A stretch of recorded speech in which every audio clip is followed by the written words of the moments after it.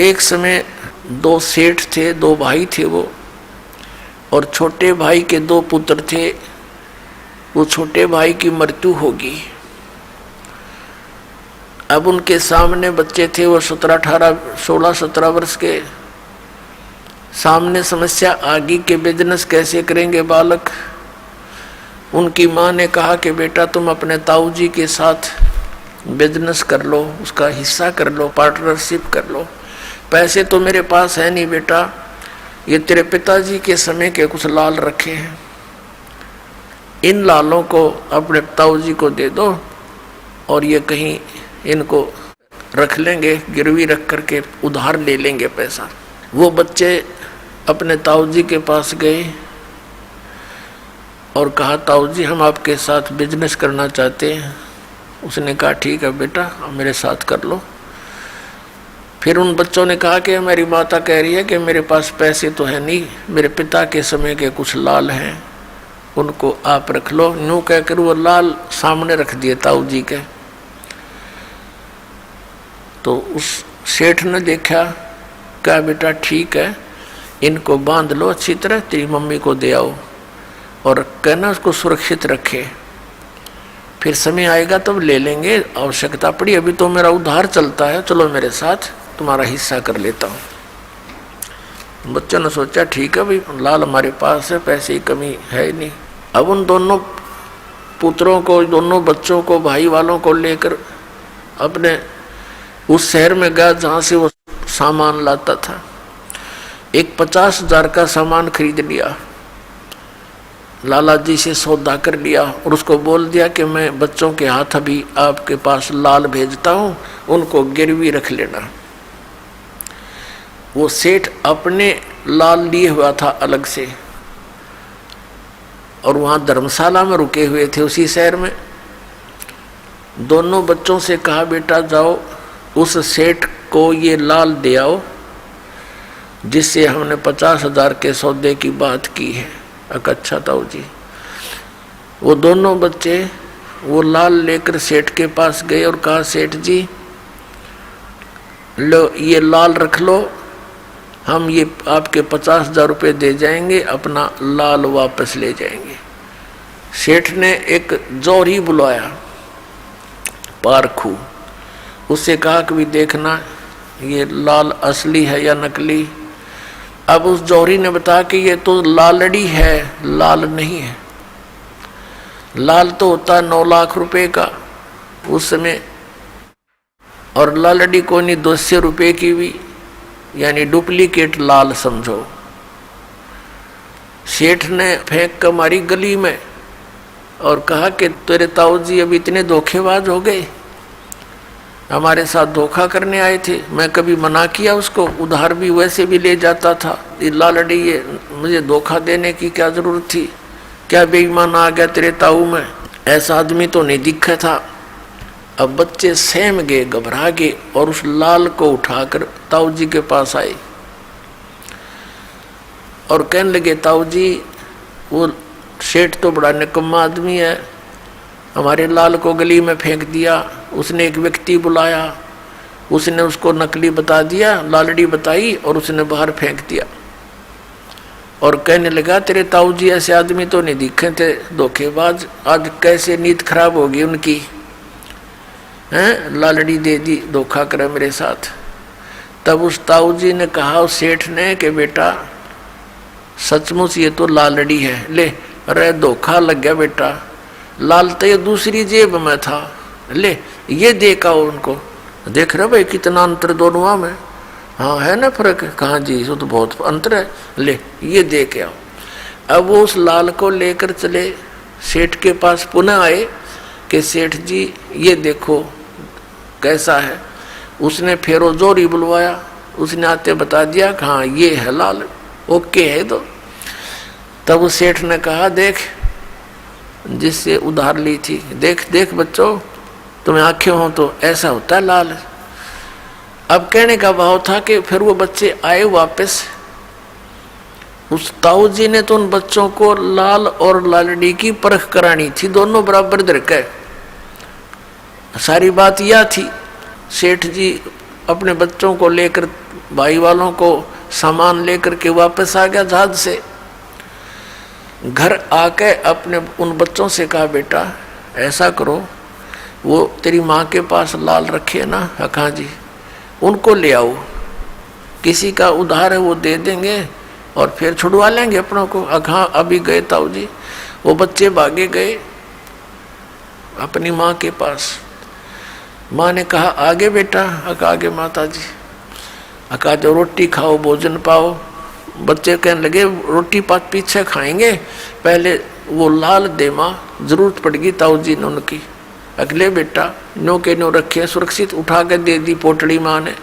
अब बच्चों ने सोची लाल है कि लालड़ी परखते कर ले, वह गठड़ी उड़ाई खोल ली, वो पोटड़ी में धर रहे थे और वो तो सारी लालड़ी थी। बच्चे कहने लगे, माँ इनमें तो लाल एक भी कोनी। तो माता जी कहने लगी, बेटा मुझे तो पता नहीं, मैंने तन्नो सोचा तेरे पिताजी के समय के रखे हैं, वो कहीं लाल होंगे। अगर नहीं ये तो लालड़ी हैं, लाल तो 9 लाख रुपए का होता है, और या तो 200 रुपये की भी कोनी। माँ वो उड़े पटक दी ठाक, तो भी बड़ी बोली है। तो बच्चे दोनों वापस आए और कहने लगे, ताऊ जी मेरी माँ ना वो बोली बाली है, बिल्कुल उसको पता को नहीं। और ताऊ जी वो लाल को नहीं, वो तो लालड़ी थी, सारी की सारी लालड़ी है, एक भी लाल नहीं उनमें। तो तब वो ताऊ जी कहता, बेटा जिस दिन तुम मेरे पास लेकर आए थे ना, ये उस दिन भी लालड़ी थी, और जब मैं कह देता ये लालड़ी है तो तेरी माँ यूँ कहती कि मेरे सिर पर धनी नहीं, आज इनका बाप को नहीं, हमारे तेरे लाला ने भी लालड़ी बताओ ये इसका ताऊ जी। तो बेटा आज तुमको मैंने इस योग्य कर दिया कि अपने लाल और लालड़ी को तुम स्वयं परख लोगे। तो इस आधार से वो सिख बच्चा उस जन्म साखी नानक देव जी की लेकर आया और बताया, जी आप जो बताते हो सचमुच ये नाम है सतनाम। और ये लिखा है इसके अंदर, नानक जी ये मंत्र जाप करते थे। और दास ने तो पहले ही शुरुआत से इसी से कर रखी है। ये तो प्रमाण तो वेदों में, गीता जी में और गुरु ग्रंथ साहिब में, ये तो बाद में सामने आए हैं। पहले हमारा वेरी स्टार्ट से ये जो की तो प्रोसेस है, जो आज अन्य सदग्रंथों ने और महापुरुषों के उन एफिडेविटों ने आज समर्थन कर दिया कि जो साधना दास शुरू से दे रहा था वो आज तक नो की नो फाइनल है, वो सच साधना है। अब पुणात्मा आदरणीय गरीबदास साहिब जी ने कहा था कि हम सुल्तानी नानक तारे, दादू को उपदेश दिया और वो जात जुलाहा भेद नहीं पाया, काशी माए कबीर हुआ। जाखी वे कबीर की नानक की तीवा, वह सिखा के गढ़ पड़ी कौन छुटावे था। अब या ईब छूटेगी। अब दास ने एक सिख बच्चे के सामने ये वाणी बोल दी, मिलने आया हुआ था जैसे पंक्ति में कि भाई, तो वो कहने लगा, जी हमारी तो छूट गई और कोशिश हो रहा कि भी करेंगे छुटवाण की, या हुआ। तो कहने का भाव यह कि इस ज्ञान से ये सब जो हम पहले साधना करते थे वो छोड़नी पड़ेंगी, और सत साधना करने से ही हमारा कल्याण होगा, वही हम अपनाएंगे। तो प्रसंग है कि ये लोक रहन का नहीं है, या कोई भी वस्तु स्थायी नहीं है। परमात्मा कहते हैं, दृष्टि पड़े सो फना है, ये धर अंबर कैलाश, ये कृत्रिमबाजी झूठ है, तुम सुरत समो श्वास। इस सतनाम के सिमरते श्वास उश्वास यानी प्राणों से, श्वास से इसका सिमरण होता है। और सतनाम जिसको आदि नाम कहते हैं वो भिन्न है। उसके लिए परमेश्वर कबीर जी ने आदरणीय धर्मदास जी से कहा था कि धर्मदास मेरी लाख दुहाई। वैसे तो सभी महापुरुषों से ऐसे ही उन्होंने प्रार्थना की थी, आदेश दिया था कि धर्मदास मेरी लाख दुहाई, ये आदि नाम सार नाम की तो बाहर न जाई। सार नाम बाहर जो पढ़ी बिचली पीढ़ी हंसनी तरही। और फिर कहा था कि धर्मदास मेरी लाख दुहाई, ये मूल ज्ञान की तो बाहर ना जाई। यथार्थ ज्ञान जो मैं तुझे बता रहा हूँ ये भी अभी बाहर ना पड़े। तभी तो ये राधा स्वामी वाले, धन धन सतगुरु वाले उआ बाई बोल रहे हैं, वही सतलोक, वही सतनाम, वही सारनाम, वही सत शब्द, वही सार शब्द और वही साडा राधा स्वामी शब्द। अभी न कद पता नहीं। तो सतनाम क्या चीज है? इनके सारी उम्र में यह इसमें तो नियाली 150 वर्ष हो गए, घाटा जोड़ रहे इसके ऊपर। और सतनाम वो अनमोल धन है जिससे मोक्ष होगा, उसके ये आसपास भी नहीं 500 नाम काल के जाप कर रहे हैं और करवा रहे हैं। ऐसे ही पवित्र हिंदू धर्म के अंदर इन नकली शास्त्र ज्ञानहीन गुरुओं ने शास्त्रों के विरुद्ध साधना करवा के सारे भूत बनवा दिए। और क्या कथा सुनाते हैं, कोई पूछता है इनसे जी श्राद्ध करने से क्या लाभ है? कहते हैं एक बार श्री रामचंद्र जी ने वनवास में थे और अपने पिता दशरथ का श्राद्ध किया था, उनके सारे पूर्वज खड़े दिखाई दिए। वो दिखेंगे तुमने सारे भूत बनवा दिए उल्टी साधना करवा के, और कौन से स्वर्ग में जा थे वह सारे भूत बने खड़े वहां पर। पुण्यात्मा, अब आप परमात्मा ने सबसे पहले तो अक्षर ज्ञान युक्त किए और फिर परमात्मा ने बताया था कबीर साहब ने कि सोहम शब्द हम जग में लाए और सार शब्द हमने गुप्त छिपाए। जैसे इन संतों की वाणी में है, नानक साहब जी की वाणी में है कि 52 अक्षरों के अंदर जो तुम्हारे इस परमात्मा की वाणी से पहले जितने भी ग्रंथ थे, वेद, गीता जी, पुराण, उपनिषद और ये सुधा सागर जो भी थे, परमात्मा ने यह कहा था तुम्हारे ये सभी के सभी ग्रंथ इन 52 अक्षरों के अंदर लिपिबद्ध हैं। लेकिन वो मंत्र जो हम लाए हैं सतलोक से, ये मंत्र तुम्हारे इन 52 अक्षरों के लेख में नहीं है। और ये उसका अन्य ही अर्थ लगाते हैं 52 अक्षरों से कि वो तो 52 अक्षरों में नहीं है, वो तो बस धुन है। वह धुन 52 अक्षरों में नहीं है, वो 36 जगह लिख रखी, इतनी धुन होती है, इस प्रकार की होती है। तो कहने का भाव ये था कि सोहम शब्द हम जग में लाए और सार नाम हमने अब भी गुप्त छुपाए। अब इस दास को ऊपर मेहर करी, सार नाम मतलब सार नाम दे तो उन महापुरुषों को भी दिया था, उनको तो कहा था इसकी तो तुम जिक्र भी ना करना, सार नाम की तो सतनाम अपना एफिडेविट रूप में अवश्य लिख देना। सभी महापुरुषों ने लिख रखा है। आदरणीय गरीबदास साहिब जी ने कहा कि राम नाम जप कर थिर होई, राम नाम का जाप करने से थिर माने स्थायी स्थान प्राप्त करोगे, आवा गवन जन्म मृत्यु समाप्त हो जाएगा। और वो कौन सा है राम नाम? कौन सा वो राम का नाम? ओम सोहम मंत्र दोई। गीता जी अध्याय नंबर 17 के श्लोक 23 में कहा कि उस सच्चिदानंद घन ब्रह्म के पाने का ओम तत्सत इति निर्देश ब्रह्मण तिर्विद समर्थ है ब्राह्मणा तेन वेदा च विहिता पुरा यगा। तो कहते हैं उस सच्चिदानंद घन ब्रह्म के पाने का इस 3 मंत्र की मजदूरी है, ये साधना है। ओम तो ये ब्रह्म का, काल का, और जो दूसरा मंत्र तत्व है वो सांकेतिक जो दास आपको बताता रहता है, ये दोनों मिलकर सतनाम बनता है, वो अक्षर पुरुष का है। और तीसरा मंत्र जो है वो परम अक्षर पुरुष का है, वो सार नाम है। अब सतनाम का अपने सत्र का काम है, सार नाम के बिना ये 2 मंत्र का जाप भी व्यर्थ है। जैसे कबीर साहब ने कहा कि सोहम जप मरे व्यर्था जन्म गंवाया, और सार नाम मुक्ति का दाता वाह को भेद नहीं पाया। परमात्मा की नकल करके ये बहुत से लोग जैसे इस मंत्र का भी जाप अपने मंत्रों में देने लगे सोहम को। जैसे तो परमात्मा ने कहा कि इस अकेले इस मंत्र से भी कोई लाभ नहीं होगा सोहम से, जब तक वो सार नाम नहीं मिलेगा। तो सतनाम भी यूजलेस है जब तक सार नाम नहीं प्राप्त होगा। जैसे ये धन सतगुरु वाले कुछ चतुरता दिखाई इन्होंने, अकाल मूर्त शब्द स्वरूपी राम सतपुरुष, ये 3 मंत्र अलग से जाप के शुरू कर दिए इन्होंने, क्योंकि इनको किसी ने टोक टाक दिया होगा कि तुम तो काल के जाप करते हो, बात करो सतलोक की। ये रंकार, ओंकार, ज्योति निरंजन और ये सतनाम वगैरह कहते तो सारे काल के जाप हैं। तो इन्होंने ये 3 मंत्र का जाप शुरू कर दिया। कोई ये ना कहेगा तुम काल के जाप करो कोई बात भी बड़का खेल बना रखे नहीं से अनमोल जी उनको बर्बाद कर रहे हैं। अब क्या है, अकाल मूर्त शब्द स्वरूपी राम सतपुरुष, ये तो एक परमात्मा की उपमात्मक मंत्र है। सतपुरुष का अर्थ भी सत माने अविनाशी जिसका नाश कभी ना हो, पुरुष माने परमात्मा। अकाल मूर्त भी वही जिसका काल कदे नहीं आओ, साकार परमात्मा का। शब्द स्वरूपी राम शब्द खंड नहीं होता, उसका नाश नहीं होता, वो असली स्वरूप में वही परमात्मा है, शब्द स्वरूपी यानी अविनाशी रूप साकार परमात्मा।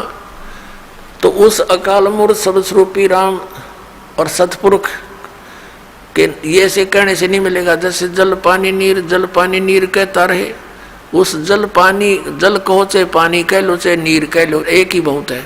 उसको तो हमने प्राप्त करना है। वो कहाँ है? पृथ्वी के अंदर है। पता लग गया पृथ्वी के अंदर जल है और उसकी कितनी आवश्यकता है हमें, तो उसके लिए प्रोसेस अलग है, प्रोसीजर न्यारा है, हैंडपंप लगाना पड़ेगा। तो ये सतनाम समझो। अब आपको प्रथम मंत्र दिए जाते ना 7, ये तो समझ ले ये पाइप पुइप खरीद के लेनी है इस खातिर। और फिर जो वो सतनाम है वो बोकी है, वो सतनाम है वो बोकी मारनी है। जैसे बोकी मारी, मिट्टी बार फेंकी, फिर मारी, फिर बरगी, फिर बार फेंक दी, तो ऐसे उस बोकी के श्वास उश्वास से ये बोकी मारनी अपन है। और ऐसे करते करते वो पाइप पहुंच गई जल तक। अब सतनाम का काम होया पूरा, लेकिन वस्तु अभी भी प्राप्त नहीं हुई। यदि हैंडपंप नहीं लगा, ऊपर मशीन नहीं लगी, तो पानी तक तो पहुंचा दिया उस बोकी ने और पाइप ने, वो पाइप पहुंच गई, लेकिन जल अभी प्राप्त नहीं हुआ जब तक उसके ऊपर हैंडपंप नहीं लगाया जाएगा। और हैंडपंप की भी फिर सेवा करनी, जाप करना, यानी उसको हिलाना है, तब वो जल कहो चाहे पानी या नीर वो प्राप्त होगा। तो ऐसे ही ये सतनाम के 2 अक्षर का मंत्र, श्वास उस श्वास की बोकी मारनी पड़ेगी तुमने। और जब ये आपकी बोकी लगती लगती जल तक पहुंच जाएगी, तब ये दास आपका वो हैंडपंप लगावेगा सार नाम का, और तब मिलेगा आपको वो परमात्मा। ये प्रोसीजर परमात्मा के पाने का।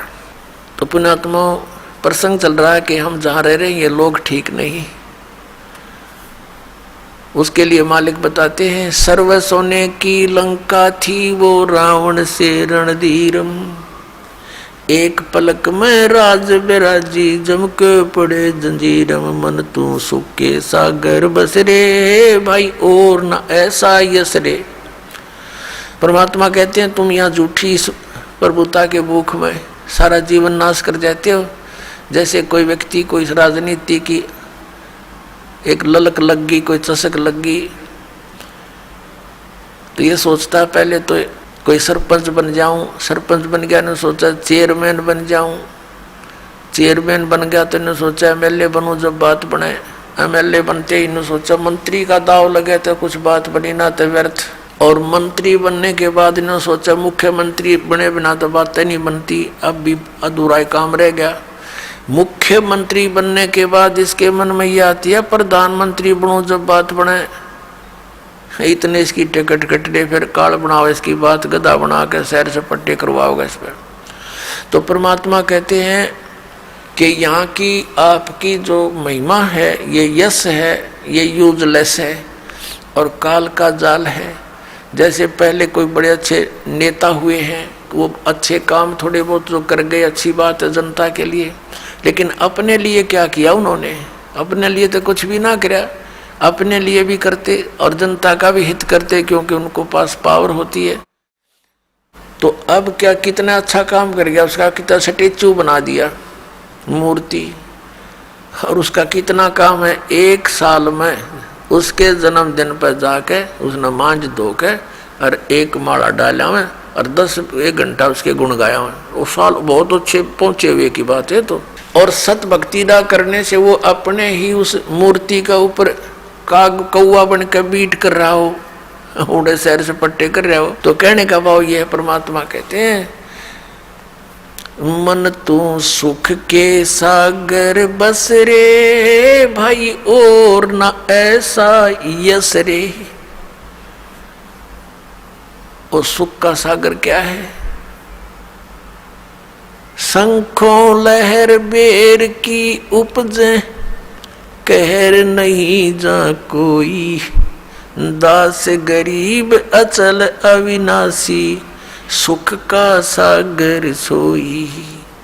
कि जहाँ पर शंखों लहर मेहर की उपजे और कहर नहीं जा कोई, पुण्यात्माओं, दास के साथ बहुत बार ऐसा होता है, जब एकांत में बैठा होता है, एक ऐसी हिलोर आती है अंदर से, दुश्मन भी कोई हमारा कोई बुरा भी किया हुआ किसी ने, पहले तो थोड़ा बहुत दुख होता है उसका, लेकिन उस समय वो दुख भी नहीं रहता, सब अपने से लगते हैं, चाह कर भी उसके उस समय किसी के प्रति दोष द्वेष नहीं आता। तो वो मेहर की लहर थी, यानी सब पर एक किस्म का मेहर रजा दया की भाव बन जाता है। तो कहते हैं ऐसी ऐसी आदरणीय गरीबदास साहिब जी ने परमात्मा से परिचित होकर उनसे प्राप्त ज्ञान के माध्यम से बताया है कि शंखो लहर मेहर की उपजे, कहर नहीं जा कोई, दास गरीब अचल अविनाशी, सुख का सागर सोई। सुख का सागर सतलोक। और कहते हैं जैसे वो हिलोर थोड़ी देर रहती है, उसके बाद फिर वो कहर की लहर, वो नहीं हुआ, वो ऐसे रह गया, वो फलाना हो गया, ऐसा हो गया, वो कहर की लहर आ गई हमारे अंदर। तो कहते हैं वहां शंखों लहर मेर की उपजे, कहर नहीं जा कोई, और दास गरीब अचल अविनाशी, और सुख का सागर सोई। वो सतलोक है, सुख का सागर। फिर क्या बताते हैं, उदय अस्त बीच चक्कर चले थे, ऐसी जन ठकुराई, चुनक ऋषिश्वर कल्प किया, तब खोज न पाया राई, मन तू सुख के सागर बसरे, भाई और न ऐसा यसरे। जैसे एक मानदाता चक्रवर्ती यानी पूरी पृथ्वी के शासक थे, सार्वभौम उसका राज्य था, और चुनक ऋषि ने उसका सर्वनाश कर डाला। कितने ठाठ बाट थे, पता नहीं क्या आशाएं लगा रखी थी, और ऐसा काल ने घटना घटा दी, पूरी सेना मार दी गई और वो कंगाल हो गया। जैसे सर्व सोने की लंका थी, वो रावण से रणधीर में परमात्मा में याद दिलाते हैं। जैसे किसी का संतान नहीं है तो उसको एक के तरफ रहे भगवान, बच्चे हो, मेरा संतान प्राप्ति हो। और इस तत्व ज्ञान के अभाव से तो हम पुत्री को तो संतान में नहीं गिना करते हैं, पुत्र हो बस। हरि ने मूर्ख बना रखा था नकली गुरुओं ने कि जिसका पुत्र नहीं है ना, उसका मोक्ष नहीं हो, उसकी गति नहीं हो। कमाल की बात करते हैं कि पुत्र फिर उसके श्राद्ध निकालेगा, उन्हें पता पेट भरो न बेटी तो ब्याही जाएगी, तुमने क्यों मिल रहा है कोई ना है, पुत्र होगा तो तुम्हें कुछ ना कुछ करवाते रहेंगे उससे। वो मूर्खता बना रहे थे न्यू, लेकिन हमारे अंदर वो एक ऐसी कसक भर दी कि जिसका पुत्र नहीं है वो तो बात है नहीं। तो कहने का भाव ये परमात्मा में याद दिलाते हैं, 1 लाख पूत 1.25 लाख नाती, उस रावण के दीवान बाती, क्या मांगू कुछ स्थिर ना रहाई, ये देखत नैन चला जग जाई। आप एक पुत्र को प्राप्त करके और क्या चाहते हो, सर्व सोने की लंका थी, 1 लाख पूत 1.25 लाख नाती, यानी 1 लाख पुत्र थे, 1.25 लाख रिश्तेदार थे, और आज उसका कोई दीपक जगाने वाला नहीं शेष बचा, सारे हुए भी मर गए। यहाँ भाई झूठी ये काल ने प्रेरणा कर रखी आपके अंदर, और इनसे मन हटके चले। परमात्मा जो देता है, बेटा दो या बेटी, सब्र करे, मालिक पर विश्वास रखे और अपनी भक्ति ठीक करे। तो क्या बताते हैं परमात्मा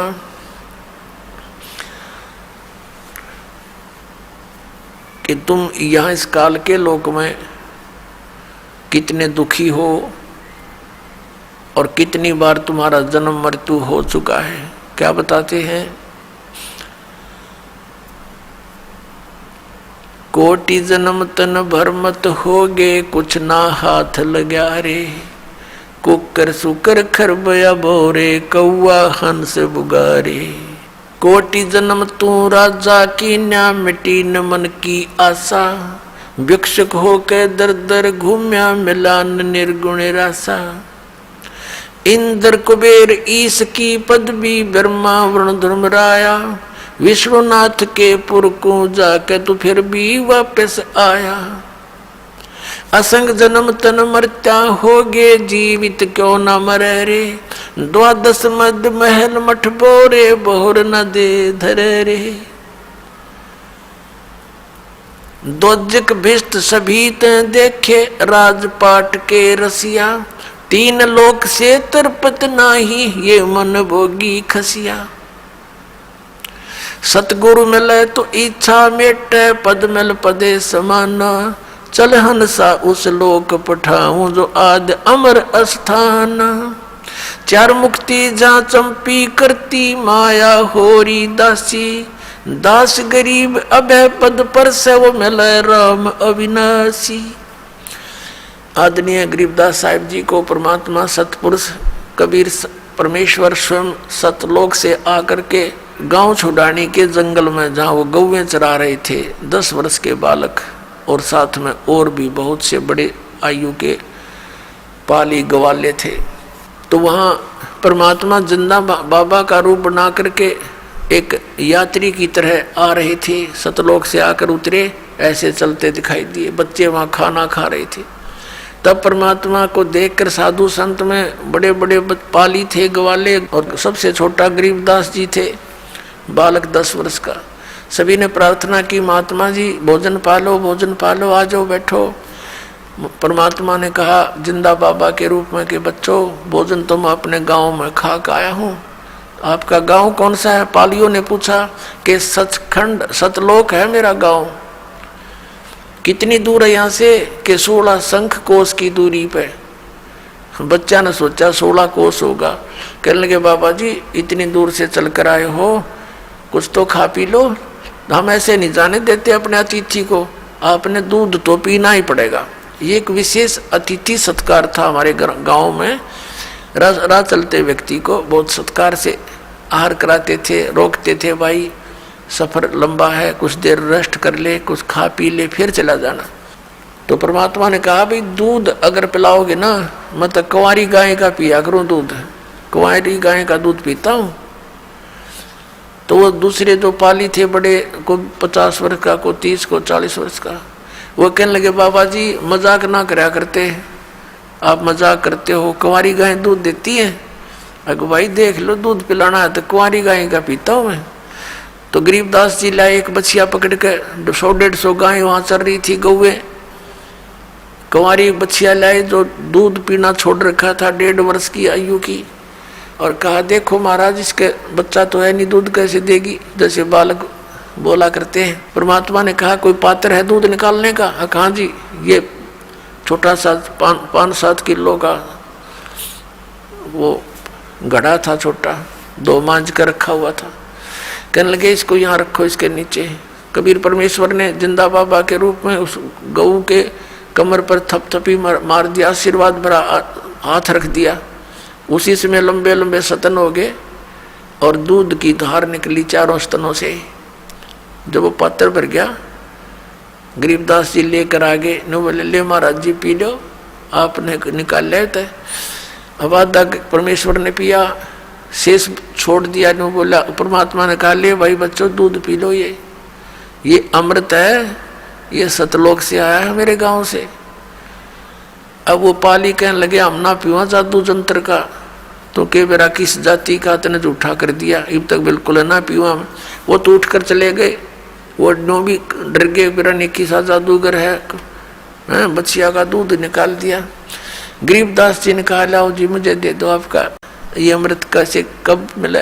यानी कहते हैं सकल पदार्थ है जग माही, कर्म ही नर पावे नाही। फिर गरीबदास जी को परमात्मा सचखंड लेकर गए थे, पूरे सतलोक से सौर व्यवस्था से परिचित करवाए, जैसे आदरणीय नानक साहिब जी को साथ लेकर गए थे। ऐसे इन महापुरुषों को जिसके आपको दास शुभ नाम गिनाता है, इनके साथ सबके साथ ऐसी ही लीला की थी। आदरणीय गरीबदास साहिब जी को मृत जान लिया था और चिता पर रख दिया था। 8-10 घंटे बीत गए थे इस प्रोसीजर में।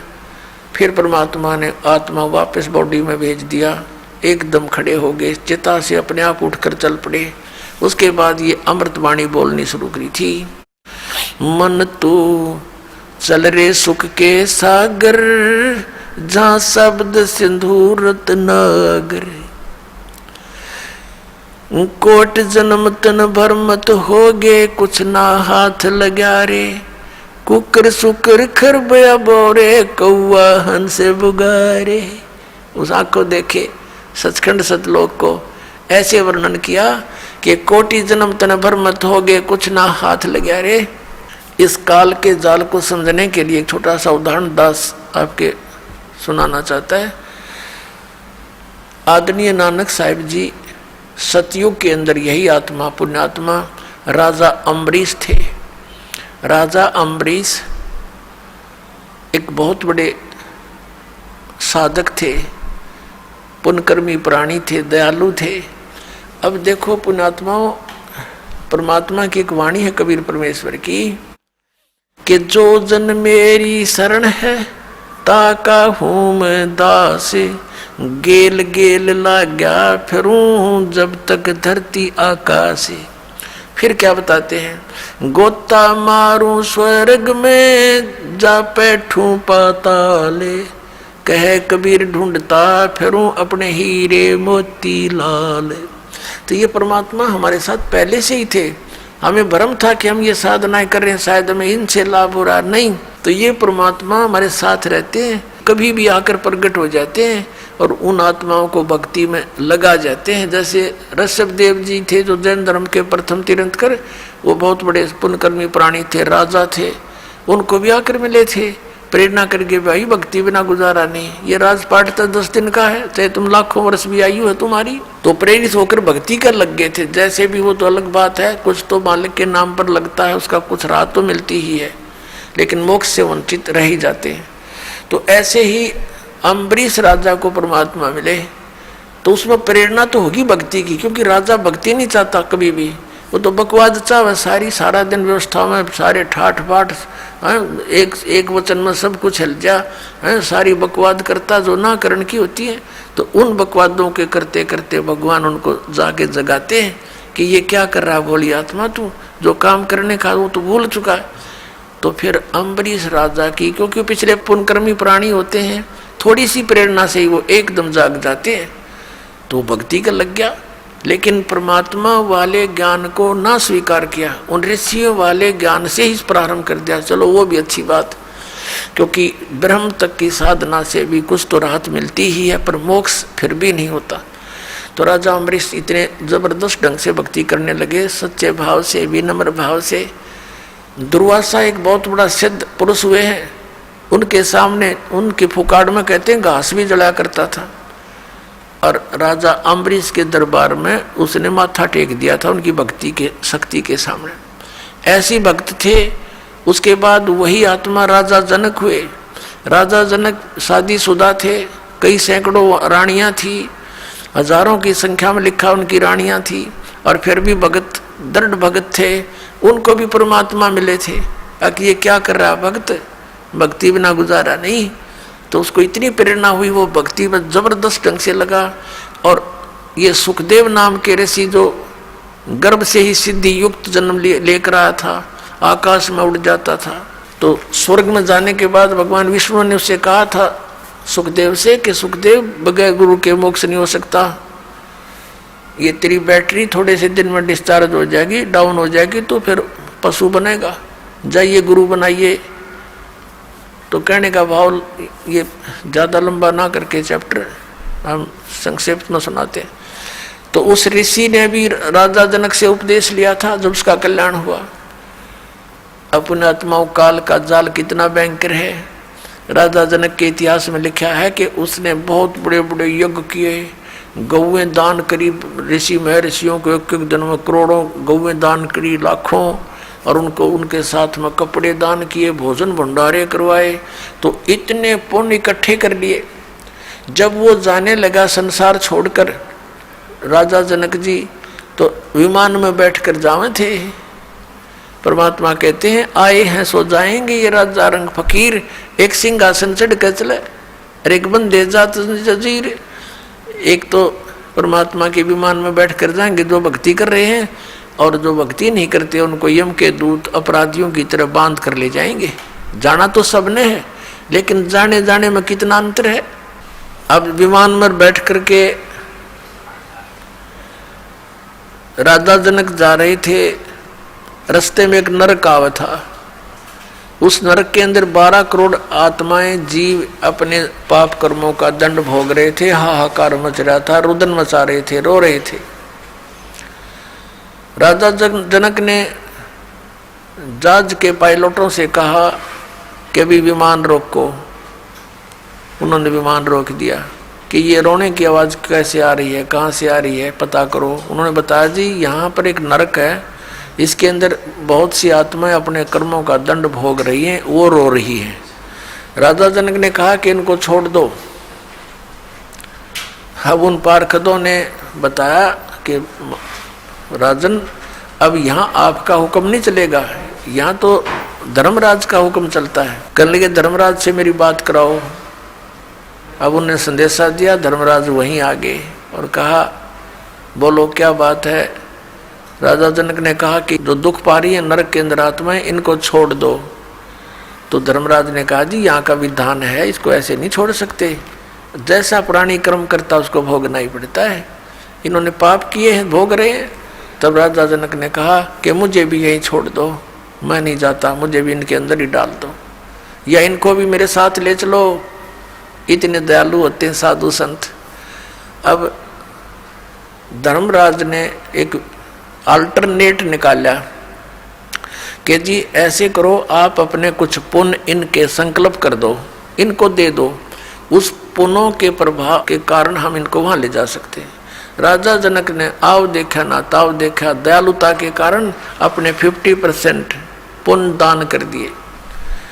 तो उन्होंने बिठा कर विमान में, वो तो ये तो एक होटल वाले हैं, ये यहाँ का राजा, यहाँ का भगवान थे, उनको बिठा कर दूसरे विमान में और उनके साथ ही स्वर्ग में भेज दिए।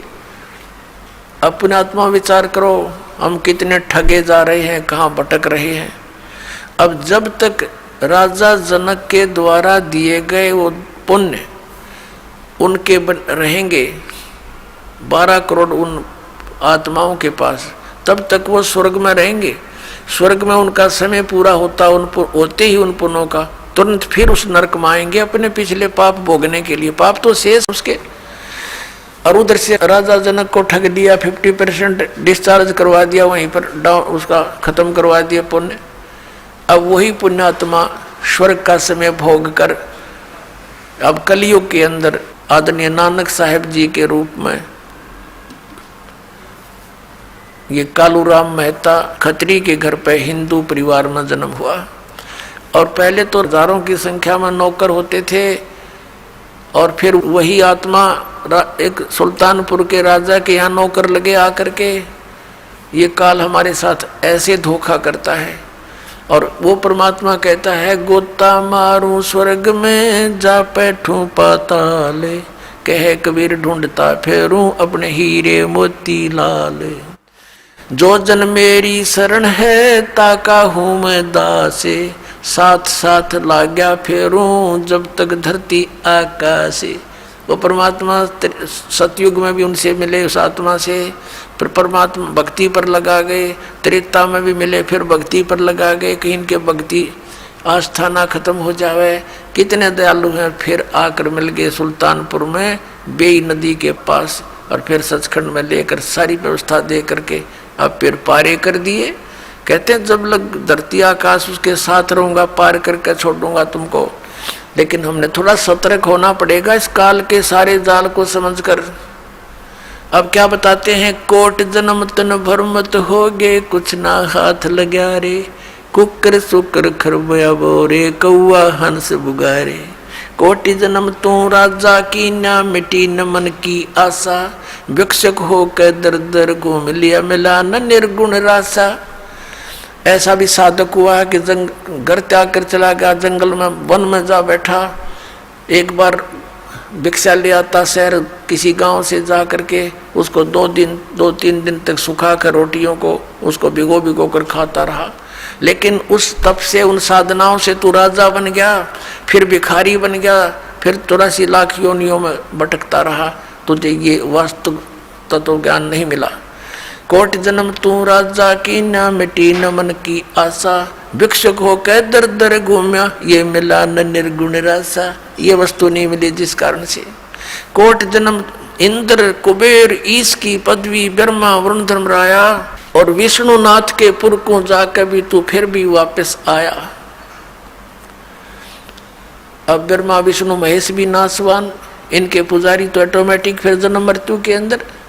फिर है ब्रह्म सर्वपुरुष ज्योति निरंजन, ये भी नासवान। गीता अध्याय नंबर 2 श्लोक नंबर 12, अध्याय नंबर 4 के श्लोक नंबर 5 और 9 में, गीता अध्याय नंबर 10 के श्लोक नंबर 2 में ये खुद कहता, अर्जुन तेरे और मेरे बहुत जन्म हो चुके, तू नहीं जानता मैं जानता हूं। तो ये ब्रह्म ये काल श्री कृष्ण जी में प्रवेश करके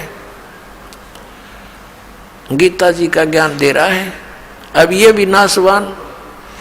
और गीता जी अध्याय नंबर 15 के श्लोक नंबर 16 और 17 में लिखा है कि 2 पुरुष सर्वपुरुष और अक्षर पुरुष, ये और इनके अंतर्गत जितने प्राणी हैं सभी नासवान हैं, जीव आत्मा किसी की नहीं मरती। गीता जी अध्याय नंबर 15 के श्लोक 17 में कहा कि उत्तम पुरुष है तो अन्य परमात्मा इति उदाहरत है। यह लोग तरमाविष्य विवृत्ति अवैश्वर है कि वो उत्तम पुरुष तो इन दोनों पुरुषों से, सर्वपुरुष और अक्षर पुरुष से कोई और है, वही वास्तव में अविनाशी है, वही सबका धारण पोषण करता है, सबका पालक है, वही सबका जनक है। तो वो परमात्मा तो अविनाशी वास्तव में वो है। सर्वपुरुष ये ज्योति निरंजन है, इसके 21 ब्रह्मांड हैं, और अक्षर पुरुष ये परब्रह्म है, इसके 7 संघ ब्रह्मांड हैं इसके अंतर्गत। और परम अक्षर ब्रह्म ये कबीर साहिब है, सतपुरुष है, ये सब का ओवरऑल कंट्रोलर है, असंख्य ब्रह्मांडों का स्वामी है, ये वास्तव में अविनाशी भगवान है। तो क्या बताया है कि इंद्र कुबेर ईश की पदवी, यानी स्वर्ग का राजा भी बने तुम अपने पुण्य कर्मों से, पुनक्षीण होते ही फिर नरक में भी गए, 84 लाख योनियों में भटकते रहे। इंद्र कुबेर ईश की पदवी ब्रह्मा वरुण धर्मराया, और विष्णुनाथ के पुर को जाके तुम फिर भी वापस आया। तुम विष्णु के लोक को सबसे उत्तम मानते हो, वहां गए हुए प्राणी भी वापस आते हैं, ब्रह्मलोक में गए हुए प्राणी भी जन्म मृत्यु में। तो गीता जी अध्याय नंबर 15 के श्लोक नंबर 4 में कहा कि तत्वदर्शी संत की प्राप्ति के पश्चात परमेश्वर के उस परम पद की खोज करनी चाहिए, जहां जाने के बाद साधक फिर लौटकर कभी संसार में नहीं आता, वो है पूर्ण मोक्ष। और गीता ज्ञानदाता अपने से अन्य परमेश्वर की शरण में, उसी परम अक्षर ब्रह्म की शरण में जाने को कह रहा है 18वें अध्याय के 62वें श्लोक में और 18वें अध्याय के 66वें श्लोक में, कि अर्जुन तू सर्वभाव से उस परमेश्वर की शरण में जा, उसकी कृपा से ही तू परम शांति को और सनातन परम धाम को प्राप्त होगा। और वहां जाने के लिए तूने मेरे सत्र के जो साधनाएं हैं मुझ में छोड़नी पड़ेंगी, मुझ में छोड़ जा, मुझे दे दे ओम नाम का जाप और यहाँ की यज्ञ, और बाकी 2 मंत्र जो रह जाते हैं सतनाम में जो 2 अक्षर हैं, वो एक ही परम अक्षर पुरुष का मंत्र है जो सतनाम के ओम के साथ दूसरा आपको दिया जाता है। तो वो क्या करेगा, हमारे को 7 संघ ब्रह्मांडों से पार जाने का किराया है, इसका टैक्स दे देंगे हम दूसरे मंत्र दें। तीसरा मंत्र जो सार नाम है वो हमें सचखंड सतलोक में स्थायी स्थान देगा। अब परमात्मा क्या बताते हैं, असंग जन्म तन मरत्या होगे जीवित क्यों ना मरे रे, और 12 मद मैल मठ बोरे बोर ना दे दे रे। ये रहस्य था पर पुण्यात्मा अभी तक परमात्मा ने छुपा रखा था। अभी तक 10वां द्वार पर गाटा जोड़ रखा था, वो सतलोक के गीत गावे, और परमात्मा ने बताया वो तो ब्रह्म में लोक में वो स्थान जहाँ जाने के बाद वापस नहीं आते। हर एक जम्मू के अंदर है एक कबीर पंथी, उसने कितना 11वां द्वार पढ़ लिया कबीर साहब की वाणी में, वो ने कहा 11वां तो खिड़की है, बस 11वां अंतिम द्वार है 11वां, और मेरे पास सबसे विश्व में किसी के पास नहीं, वो 11वां द्वार मेरे पास है। एक 11वें द्वार तो बात ना बढ़ाए, सारा प्रोसेस होना चाहिए उसके पास। जब बात बने अरे तो 12 मद मैल मठ बोरे बोर ना दे धरे रे, वो तो 12वें द्वार में है। जैसे 10वां द्वार तो ये काल के लोक में ही खोल बंद हो लेता है एक ही ब्रह्मांड में, और इसके 21 ब्रह्मांड भी एक ऐसे पैक्ड हैं चारों तरफ से। उससे जब हम परब्रह्म के लोक में प्रवेश करते हैं वो है 11वां द्वार। 11वां द्वार तो परब्रह्म के लोक तक जाने का है, वहीं तक रह जाएगा, आगे नहीं, सतलोक नहीं जा सकता। तो फिर 12वां द्वार है जो 7 संग ब्रह्मांडों से आगे हमने सतलोक में प्रवेश करना है। उस 12वें द्वार को पार करके हम वहाँ सतलोक जाएंगे। तो यहाँ आदरणीय गरीबदास साहिब जी बताते हैं 12 मध्य महल मठ बोरे। वो महल, वो मठ परमात्मा का जो स्थायी स्थान है वो 12वें द्वार के पार है। 12 मध्य महल मठ बोरे, बहुर ना दे धरेरे। वहाँ जाने के बाद फिर नहीं आना पड़ता। फिर क्या बताते हैं, दोजिक भीष्ट सभीत देखे राजपाट के रसिया। अब यहाँ के चक्कर में तने नरक भी देखा, स्वर्ग में भी चला गया और यहाँ भी राजा भी बन गया और फिर गधा भी बन गया। बता क्या करे इस सुविधाओं का। फिर क्या बताते हैं कि सतगुरु मिले तो इच्छा मेटे, पद मिल पदे समान। चल हंसा उस लोक पठाऊं जो आदि अमर अस्थान। क्या बताते हैं कि जैसे परमात्मा बता रहे हैं, आदरणीय गरीबदास साहिब जी बता रहे हैं परमात्मा कबीर परमेश्वर के विषय में और सतलोक के विषय में और यहाँ के इस गंदे लोक के विषय में। क्या बताते हैं कि सतगुरु मिले तो इच्छा मिटे और पद मिल पदे समाना। यानी कोई संत सतगुरु मिलेगा तो यहाँ से आपकी इच्छा हटावेगा। इन नकली, इन काल की भांग के आधार पर झूठे सुख को तुम सुख मान रहे हो। कबीर साहब कहते हैं जो झूठे सुख को सुख है ये मान रहा मनमोद, ये सकल चबीना काल का कुछ मुख में कुछ गोद। तो क्या बताया है कि सतगुरु मिले तो इच्छा मिटे। जैसे आपको बताया कोई चेयरमैन बन जाता है तो एमएलए बनने की चेष्टा करता है, एमएलए बन जाता है तो इन्होंने सोचे मुख्यमंत्री बनूं। मुख्यमंत्री बनने के बाद भी संतुष्टि नहीं होती इसकी, कति नौके प्रधानमंत्री बनो जब आनंद होए। इतने गधा बन जा, मृत्यु हो जा। अब जो काम करना था उसके तो स्टार्ट भी नहीं करा, अड़े निरे डोगे चला जाता ये प्राणी। परमात्मा कहते हैं अगम निगम को खोज ले बुद्धि विवेक विचार, उदय अस्त का राज मिले तो बिन नाम बेगार। यानी व्यर्थ के डले ढोने हैं जब सत भक्ति नहीं की तो इस प्रकार कहते हैं सतगुरु मिलेगा तो यहाँ की सब इच्छाओं से आपको हटा देगा कि यहाँ कुछ भी मांगने की आवश्यकता नहीं है। ये तो तुम मांग ही मत यहाँ की वस्तुएं, यहाँ की तो हम वैसे दे देंगे आपको रूंगे में। आवश्यकता होगी अन्य से अधिक देंगे लेकिन इतनी नहीं देंगे आपको ये माया जो आपको डबो दे। आवश्यक अवश्य देंगे, आपका कोई काम नहीं अड़न देंगे, गारंटीड बात है। अब क्या बताते हैं, सतगुरु मिले तो इच्छा मेटे, पद मिल पदे समान। चल हंसा उस लोक पठाऊं जो आदि अमर अस्थान। पद मिल पदे समाना, ये है पुण्यात्माओं सुख संवेद। और इसके एक एक अक्षर का एक विशेष गूढ़ रहस्य है इनके अंदर। इसमें लिखा पद मिल पदे समाना। गीता जी अध्याय नंबर 15 के श्लोक नंबर 4 में कहा कि जब तत्वदर्शी संत मिल जाए उसके पश्चात परमेश्वर के उस परम पद की खोज करनी चाहिए जहां जाने के बाद साधक फिर लौटकर कभी संसार में नहीं आते। एक पद का अर्थ है वे ऑफ वर्शिप, यानी पूजा की पद्धति, और दूसरे पद का अर्थ है जहां जाने के बाद लौटकर नहीं आते उस पद में आप पहुंच जाओगे। सतगुरु मिले तो इच्छा मेटे, पद मिल पदे समाना। पद मिलने से, सही पद्धति भक्ति की मिलने से और पद समाना, उस सतलोक को प्राप्त हो जाओगे जहां जाने के बाद फिर लौटकर संसार में कभी नहीं आते। सतगुरु मिले तो इच्छा मेटे, पद मिल पदे समाना। चल हंसा उस लोक पठाऊं जो आदि अमर अस्थान।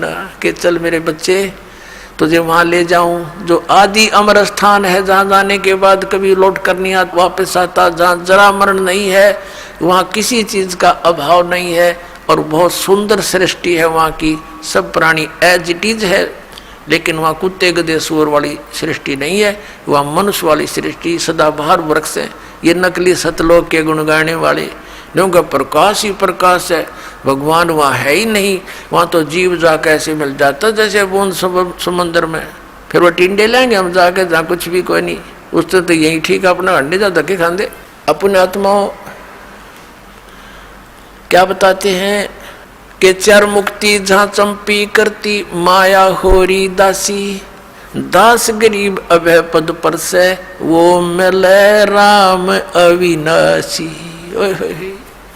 कहते जो यहाँ की चार मुक्तियां हैं जिनको तुम यहाँ की अंतिम और सुखदायी मानते हो, ये भी स्थायी नहीं है, ये भी स्वर्ग में गए, महास्वर्ग में गए, समाप्त होते पुनः फिर नरक में और गधे कुत्ते बन गए।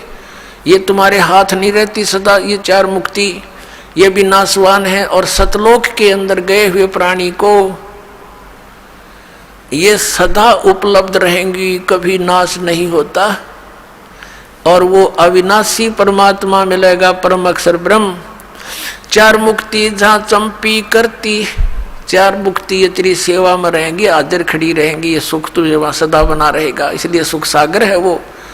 चार मुक्ति जहाँ चंपी करती माया होरी दासी, दास गरीब अभय पद पर से वो मिले राम अविनाशी। वो अविनाशी राम मिलेगा वहां आपको और सदा सुखी रहोगे। बोलो सतगुरुदेव की जय हो।